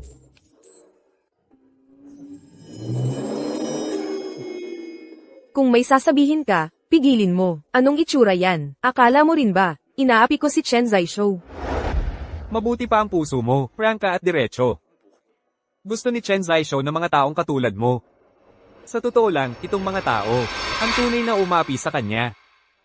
Pinuri ako ng matandang yun. Siguro sa kanluran na sumisikat ang araw ngayon. Pagkatapos ng lahat ng sinabi, dali, ilabas na ang Tongchanman water. Napakahalaga ng tubig ng Tongchanman. Para protektahan ang item sa auction, ang aming auction house ay nag-set up ng isang espesyal na hamon. Ang tubig ng Tongchanman ay nasa loob ng isa sa mga kahon na ito. Kapag nanalo ka na sa pagbid, saka mo palang ito mabubuksan. Auction na may blind box. Niloloko nila tayo. Sino ba si Sword Emperor Chen? Dati siyang isang malakas na halos immortal na pagmamalaki ng sangkatauhan. Paano may tatago ang kanyang kayamanan? Sa isang hamak na kahon? Talagang kahon uno. Nagbibid ako ng 2 milyon. Tama, talagang kahon uno. Piliin ang kahon uno. 3 milyon, 6 na milyon. Narinig ko ang lahat ng sinabi mo kanina. Sabihin mo sa akin, ang tubig ng Tongtianman ba ay talagang nasa kahon uno? Hindi. Sabi ko na nga ba, talagang may daya. At kung susundin ang karaniwang daya, ang kayamanan, ay dapat nasa pinakamasama, pinakadipansin na kahon. Tama ba? Mali. Hindi pwede. Talagang nasa kahon uno. 8 milyon para sa kahon uno. 9 na milyon. Kahon uno. 10 milyon. Nababaliw na ba si Lolo? Kailangan nating pigilan ang matanda na magbid pa. Lolo, Ang sinasabi mo, Ang Tongtianman water na binanggit ng auction house ay nasa box 2 nga, pero ang tubig na yon ay peke. Ang Tongtianman water ay kinukuha mula sa ilog na baligtad ng siyam na langit. Kahit na pagkalipas ng 1,000 taon, hindi dapat mawala ng lahat ng espiritual na enerhiya hanggang sa hindi na madetect. Mukhang isa lang ito sa mga cheap trick ng auction house para lang makuha ang atensyon. Lolo.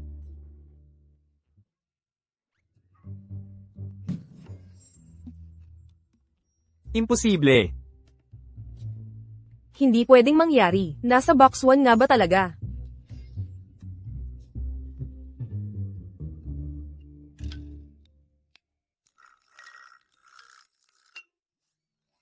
Lolo, umuwi na tayo.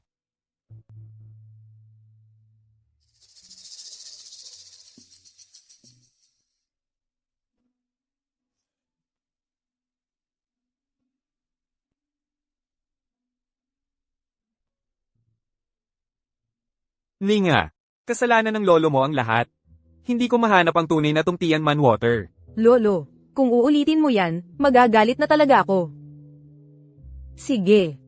Tulungan muna kitang umakyat para makapagpahinga.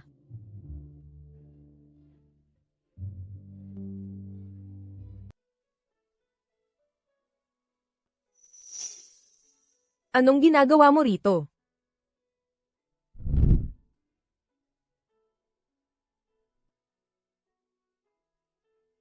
Pinatunayan mo ako sa handaan noong nakaraan. May utang na loob ako sa'yo. Dahil ang matandang amo ay gustong makuha ang tubig ng Tongtianman. Kung may balita sa hinaharap, tutulungan kitang makuha ito. Sige, ikaw, huwag kang magyabang. Huwag mo nang isipin ang utang na loob. Hindi kita tinulungan para sa kapalit. Hindi mo kailangang mag-alala. Tungkol naman sa tubig ng Tongtianman. Parang masyadong kathang-isip ang bagay na yan. Hindi ako naniniwala dyan. Noong una kitang makilala, akala ko masyado siyang malaya. Masyadong informal. Hindi tulad ng isang tunay na babae. Pero siguro, ganito talaga ang diwa ng panahong ito. Isang magandang panahon ito. Ano man ang pinagmulan o kasarian. Pantay-pantay ang lahat. Lahat ay may pagkakataong magtagumpay. Gayon din. May sarili siyang daan para lumago. Hindi niya kailangang maging isang tunay na babae. Marahil dahil sa kanyang personalidad. Na kapag kasama ko siya, saka lang ako talagang nakaka-relax. Ikaw. Anong ginagawa mo? Anong ginagawa mo? Bakit ang tahimik mo? Ha, tama. Mula ngayon, huwag mo na akong tawaging Miss Wenren. Linga na lang ang tawag mo sa akin. Linga. Parang hindi tama yon. Anong problema doon? Si Yaw Yaw at si Lolo, ganun din ang tawag nila sa akin. Hindi ba't ikaw ang pinakamahalaga sa etiquette at mga ganyang bagay? Dahil ikaw ang tutor ko. Hindi naman talaga yun pagmamalabis. At hindi ka pwedeng tumanggi. Linga. Ano? Pero alam mo ba? Anong ibig mong sabihin, pag kasama mo ako, tuwing kasama mo ako, nawawala ka sa sarili mo? Anong iniisip mo? Bakit ang tagal mo?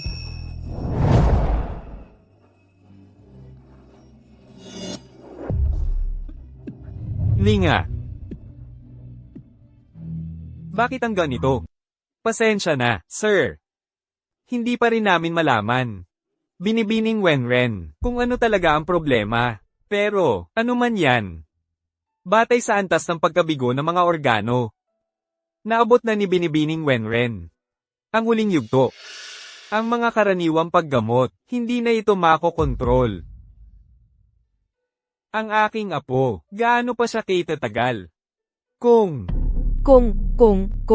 Yan lang ang palagi mong sinasabi. Ano pa ang saysay? Lolo. Pagod na ako, matutulog na ako. Kung gayon, magpahinga ka.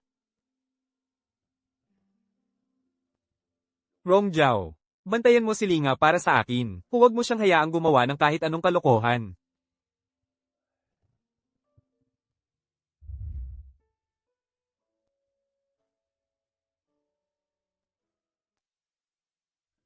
Kapag tahimik siya, mukha siyang napakahina. Bakit hindi ko napansin? Noon, ang lamig. Mas malala kaysa dati. Noong una, hindi ko kailangang hawakan ng isang tao. Nakikita ko ang pinagmulan ng sakit sa isang sulyap.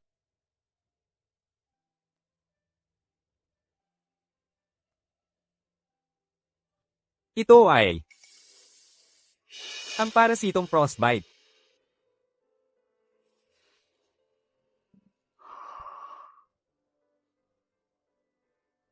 Kakaiba. Ano ba ang ginagawa ko?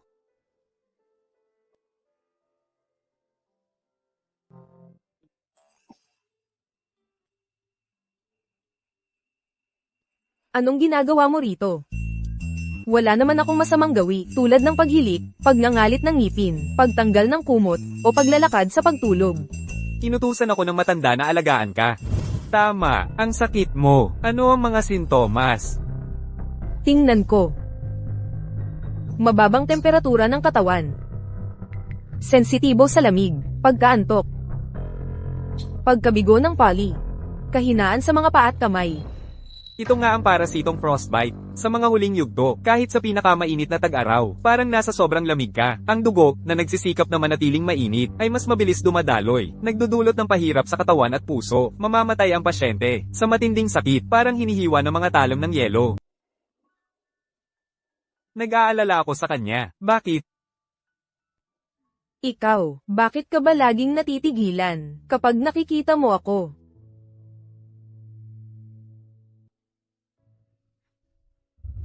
Linga, gising ka na. Kumusta ang pakiramdam mo? Okay lang ako, Lolo. Matagal nang abala si Juyao. Pagkatapos ko, dumiretso na ako rito. Salamat sa pag-aalaga kay Linga para sa akin. Napakabait mo naman. Bilang estudyante at kaibigan ko, nararapat lang na alagaan ko siya. Hindi ako naniniwala, ang mga estudyante at kaibigan, hindi ganyan magtinginan.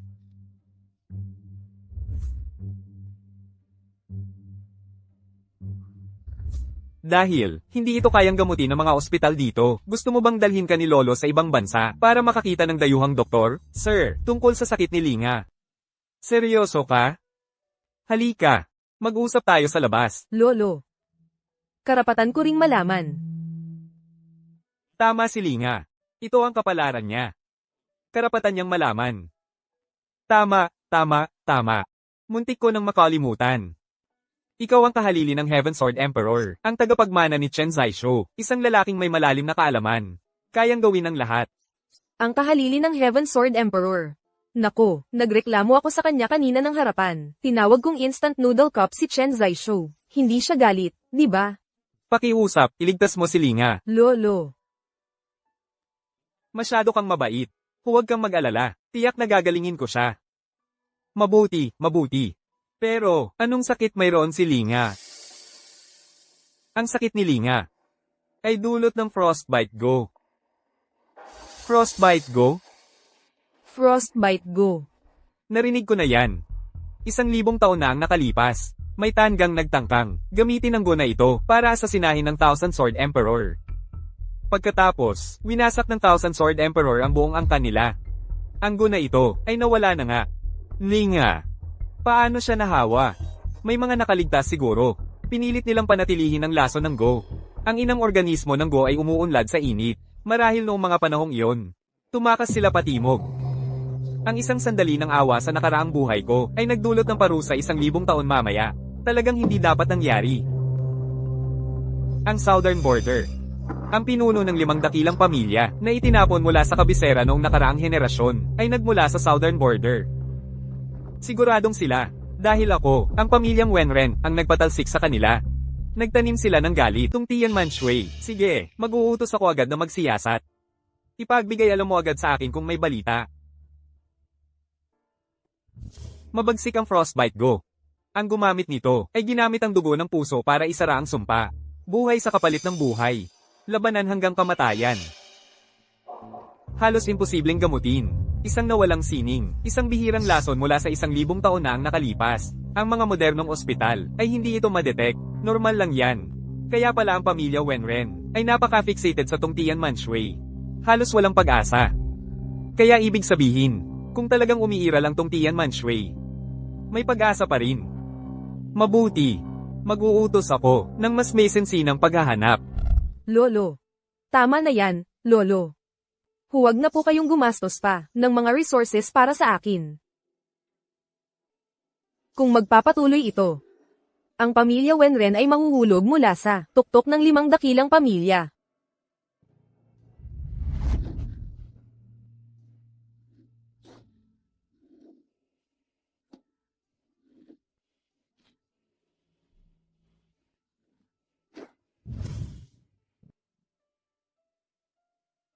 Binibini, ang pamilya Rom pala ay patuloy na nagpapastay sa iyo sa guest room sa buong panahong ito? Grabe na yan. Dapat lumipat ka sa lugar ng aming pamilya Chin. Hindi na kailangan. Isang lugar lang naman para matuluyan. Malapit ito sa Central Hospital. Ah, ganun ba? Naiintindihan ko.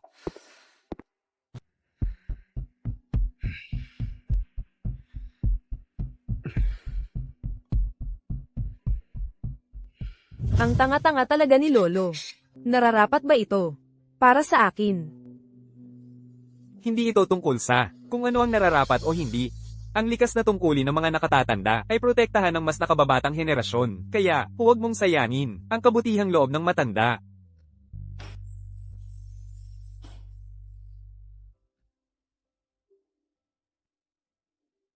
Matulog ka na. Ako na ang bahala sa lahat. Huwag kang mag-alala.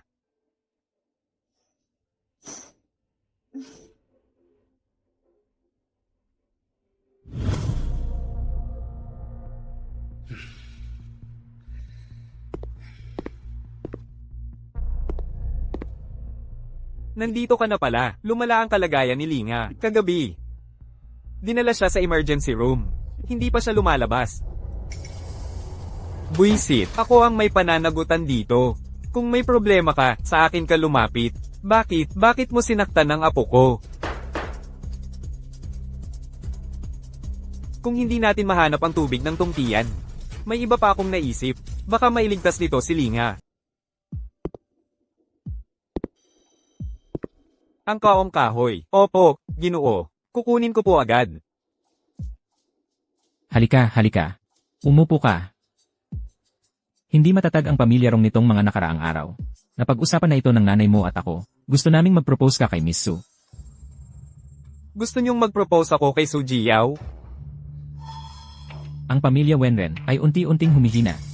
Samantalang lumalakas ang impluensya ng pamilya Su. Kung tayo ay, sa kritikal na sandaling ito, makikipag-alyansa sa pamilya Su, hindi ba tayo sasali sa top 5 at maililigtas ang pamilya Rong sa krisis? Napakagandang oportunidad.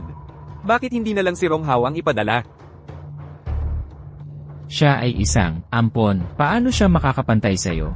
Ang pamilya Rong, ang iring mamumuno sa huli. Maganda pakinggan. Pero ang totoo, dahil si Su Jiao ay may masamang impresyon kay Rong Hao, matataboy lang siya kung siya ang pumunta. Tungkol naman sa pamilya Rong, tanging isang tulad ni Rong Hao na tanga ang maniniwala sa hungkag na pangakong ito. Bukod kay Wenren Zuling, si Su Xiao, ang pinakamaganda sa 5 dakilang pamilya at napakaganda ng kanyang pinagmulan. Tingnan mo ang sarili mo, hindi ka ba rin humaling sa kanya? Ang pakikipag-isang dibdib sa kanya ay makabubuti sa iyo at sa kumpanya. Panalo ang lahat, tapos na usapan. Napakagandang oportunidad. Dapat ito'y para sa iyo. Walang utang na loob. Titigil ka na lang ba at panonoorin ang ating pamilya Rong na mawalan ng kapangyarihan? Naitala mo na ang mga benepisyo. Paano naman ang mga disadvantages? Ginoo, ang kaong kahoy ninyo. Ginoo, may problema ba kayo? Ngayon ko lang kayo nakita na ganyan ang itsura ng mukha ninyo. Anong itsura? Nag-aatubili, nahahati ang loob. Hindi makapagdesisyon. Nalulungkot.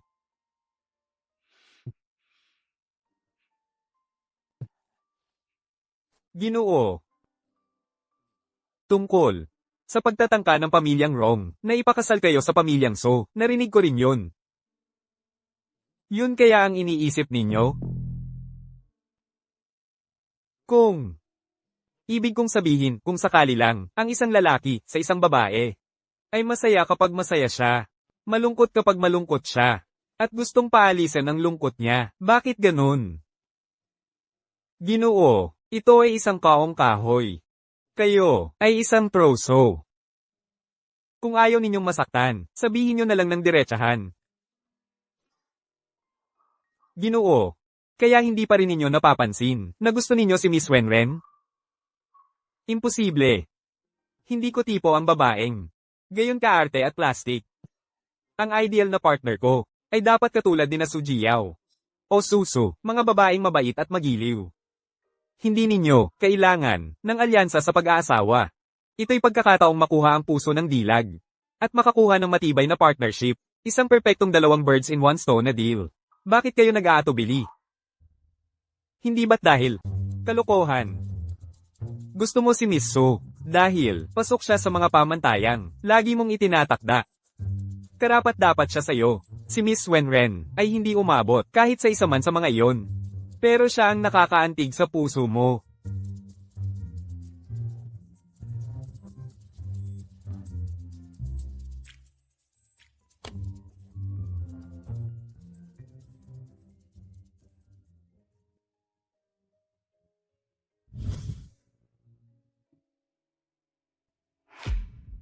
Walang anuman. Bookworm ka talaga.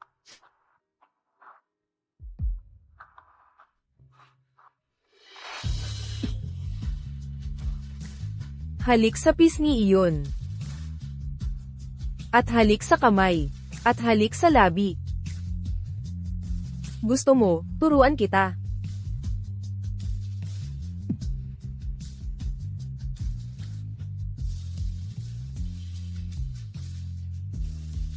Bakit hindi ka nalang tumigil dito? Magpatuloy ka. Sige na.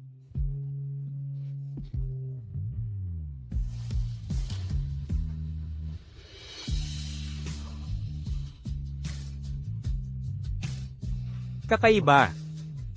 Ano bang ginagawa ko?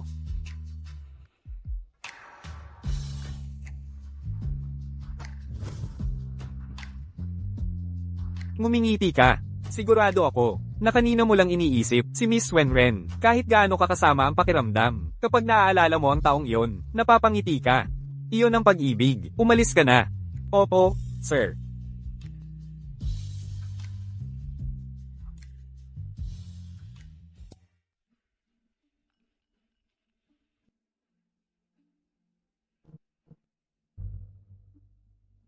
Oo, hindi ko inakala na darating ang araw.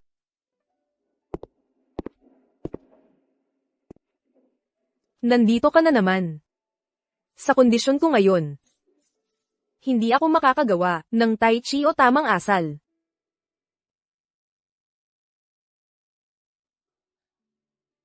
Hindi mo ba sinabi dati na may utang ka sa akin? Nagdesisyon na ako. Ano ang gusto mong gawin ko? Tulungan mong mapanatili ang posisyon ng pamilya Wenren. Kung ganoon ang sasabihin mo, kaya mo ba talagang gawin iyon? Ako.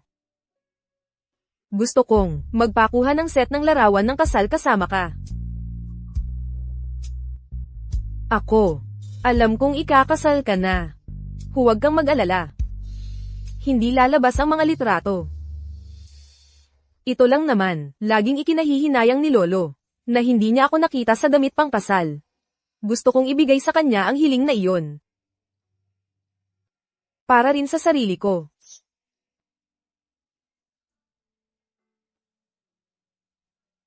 Sige, nagbibiro lang ako. Isipin mo, hindi pa nga ako nagkaroon ng relasyon. Paano kung tawanan ako ng ibang mga multo?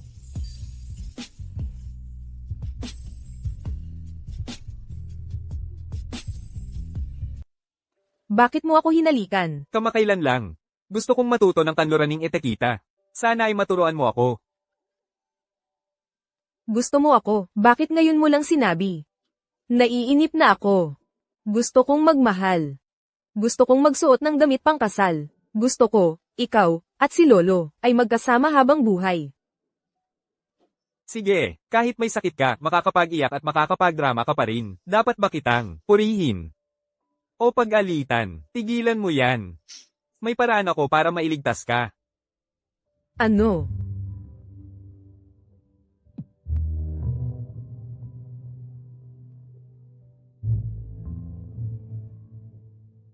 Ito ay isa pang uri ng go. Kailangan itong gamitin ang dugo ng dalawang nagmamahalan bilang catalysta.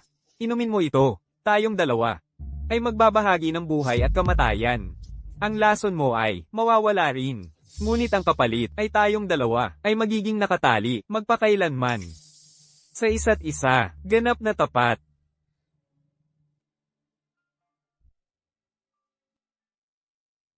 Wenrenzu Oleng. Sumalungat ka sa langit, baka mabuhay ka pa.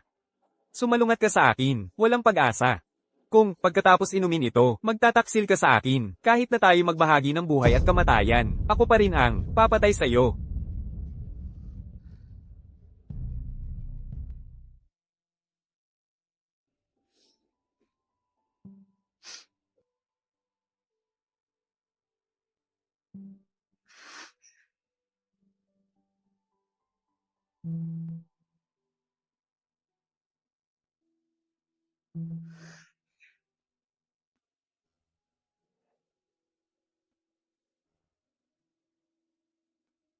Romjao, huwag mo siyang masyadong paluin. Hayaan mo siyang uminom ng mag-isa.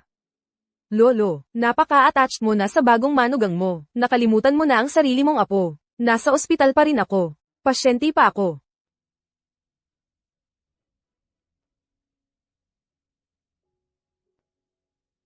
Simula ng palihim na mamuno ang bagong pinuno nila, ang pamilya Qin ay nakatuon sa pag-optimize ng istruktura nito at aktibong nakikipagtulungan sa Jiuyao. Ayon sa pinakabagong asset, matagumpay na umangat sa tuktok ang pamilya Qin, namumuno sa 5 dakilang pamilya. Kung hindi dahil sa akin, paano kaya ang pamilya Wenren ay naunahan ng biglaan? Hambog. Ang mundo ng negosyo ay ganoon. Pagkatapos ng isang eksena, may susunod na agad. Paano kaya ang sitwasyon ay mananatiling pareho? Anong kinalaman yan sa'yo?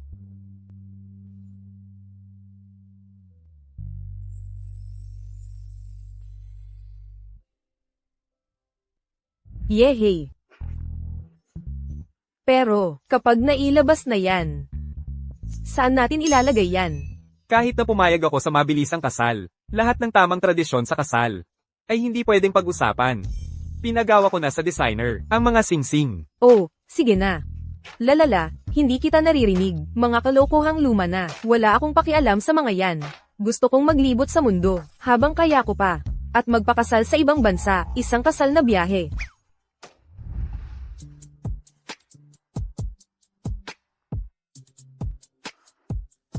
Makinig ka. Magkakaroon tayo ng tamang seremonya ng kasal. At maglilibot din tayo sa mundo. Pero sa ngayon, Tara na sa taas. Ilagay mo na ang marriage certificate. Opo.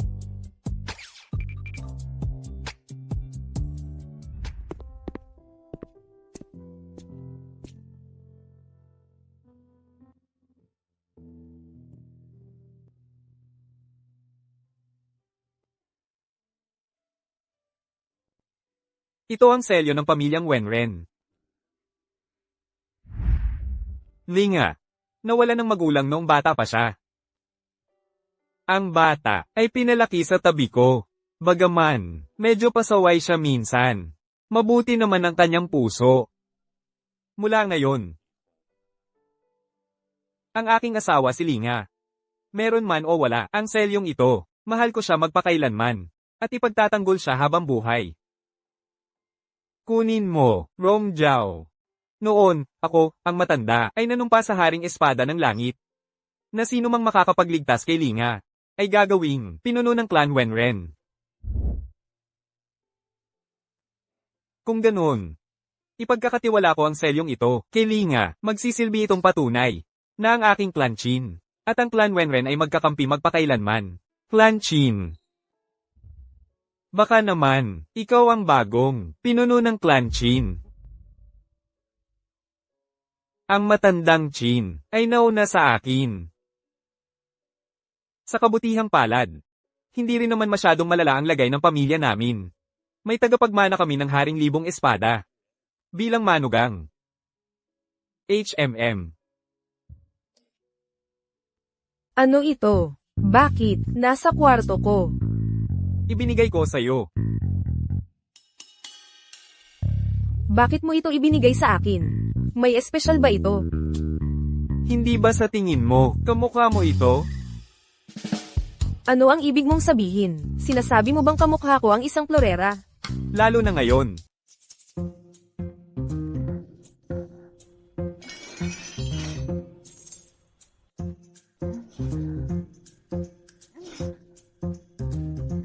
Rong Jiao. Wala pang 2 linggo mula nang ako'y ma-discharge sa ospital, at ngayon pa lang, inaabuso mo na ang pasyente. Pananakit sa sariling asawa, isasakdal kita. Magpahinga muna tayo ng 10 minuto. Muli. Hindi ba't sinabi ko na sa'yo? Isa akong manggagamot. Matapos mong inumin ang gamot na iyon, tadhana mo nang ibahagi ang ating kapalaran.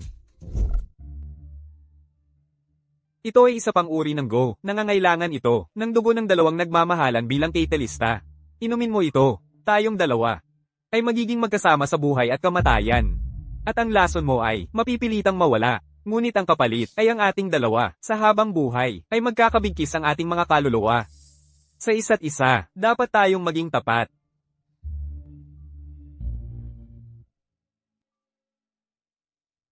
Wenrenzu Oleng. Labanan mo ang tadhana, at may pag-asa pa. Labanan mo ako, at walang pag-asa. Kung iinom ka ng pil na ito, at magtataksil sa akin, kahit na magkasama tayo sa buhay at kamatayan, ako pa rin ang papatay sa'yo.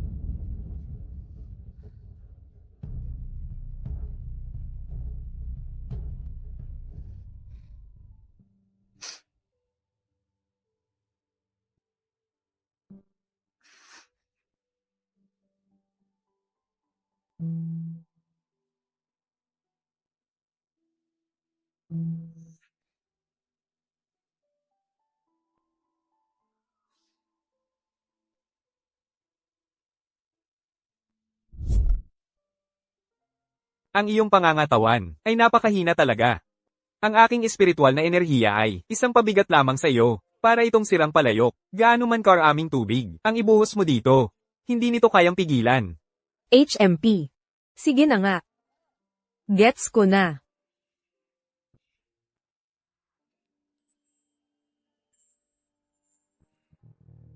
May sasabihin ako sa iyo. Hindi ako nag-eehersisyo dati. Napakarami kong ginawa para sa iyo. Dapat mo akong bawiin mamaya. Sige, sige, sige. Ayon sa gusto mo, mahal kong asawa, mamayang gabi, talagang babawi ako sa'yo. Ako. Hindi iyon ang ibig kong sabihin.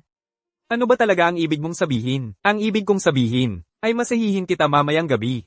Ikaw. Sige, deal. Po, ayos lang. Pwede ka nang umalis. Maghihintay ako kay Chinwen. Sige po.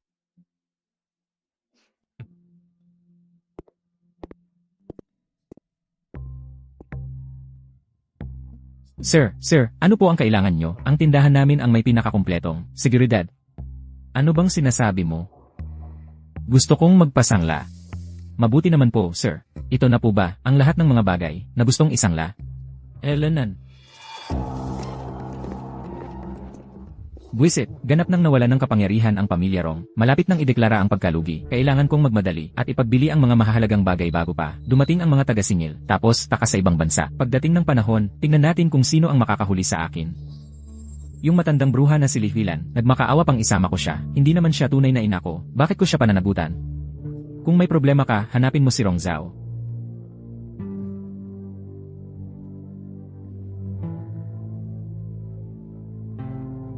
Rong Zhao. Ito. Hindi ba ito kay Tia Lee? Hindi mo ito ninakaw, di ba? Walang utang na loob. Bagsak na ang pamilya Rong. Gusto mo nang umalis. Kung hindi ka mag-iingat sa sarili mo, kahit ang langit at lupa ay isusumpa ka. Anong karapatan mo para husgahan ako? Dahil sa inyo ako napunta sa ganitong kalagayan. Dahil sa inyo. Ang bagal mo, bilisan mo. Sir, lahat ng mga gamit mo ay peke.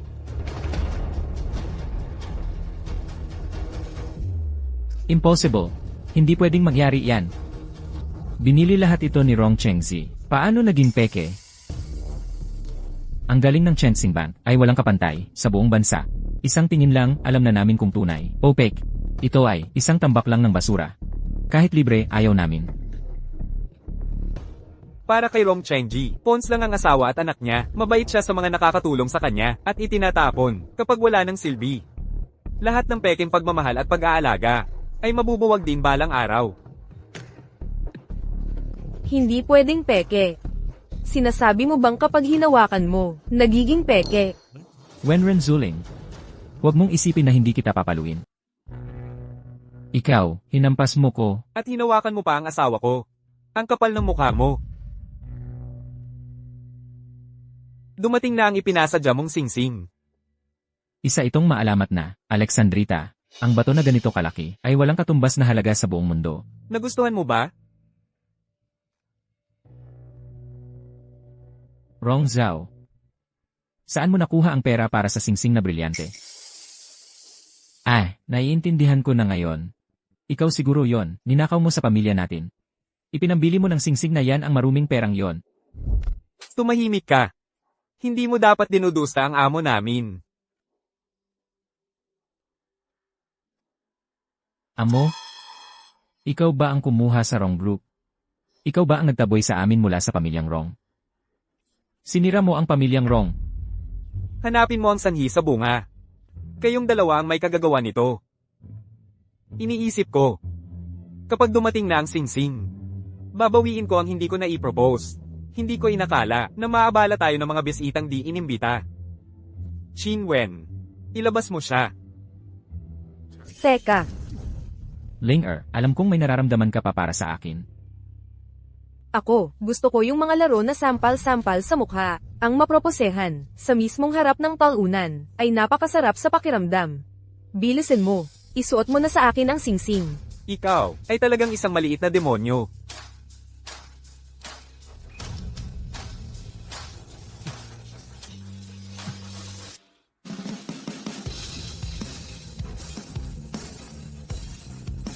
Umalis ka. Mula ngayon, pinagbabawalan ka ng tumapak muli sa kabisera.